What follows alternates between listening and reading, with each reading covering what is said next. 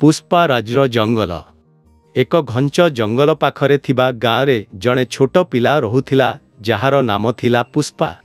किंतु समस्ते ताकू पुष्पाराज बोली कहूथिले कारण से जंगलर हीरो थिला। पुष्पा साहसी चतुर एवं सबुबेले अन्यमानंकु साहाय्य करुथिला। जंगलर पशु माने पुष्पा को बहुत भल पाउथिले एवं से सबुबेले सेमानंक सहित खेलुथाए और सेमानंक समस्या समाधान करुथाए। एक दिन जंगल को किछि काठ चोर आसिले। सेमाने गछ काटिबा आरंभ कले एवं जंगल नष्ट करुथिले।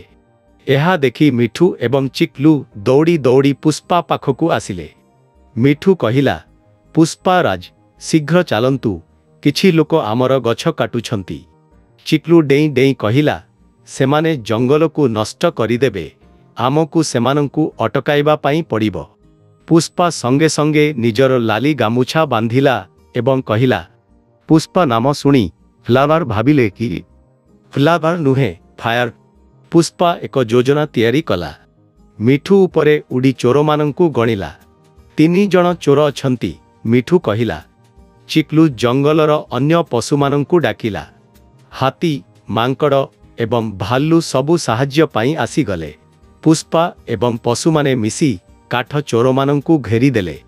मांकड़ माने सेमानंक अस्त्र छड़ेई नेले।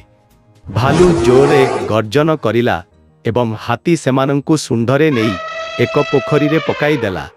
पुष्पा हसी कहिला, जंगल आम घर एवं एहाकु बंचाइबा दायित्व आमर। चोर माने डरी पळेई गले एवं आउ केबे आसिले नाही।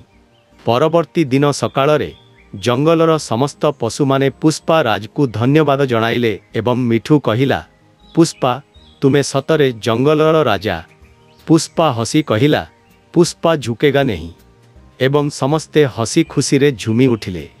शिक्षा जंगल हेउ कि घर, आमे आमर परिवेश एवं आखपाखर वस्तु मानंकु रक्षा करिबा उचित। जदि आमे एकत्र होई काम करिबा ताहाले सबु समस्या को समाधान करि परिबा। सांग माने मु आपण मानकर झुमी आगो को नुआ नुआ गप्प और वीडियो देखिया पई दया करी हमर चैनल को सब्सक्राइब कर दियंतु।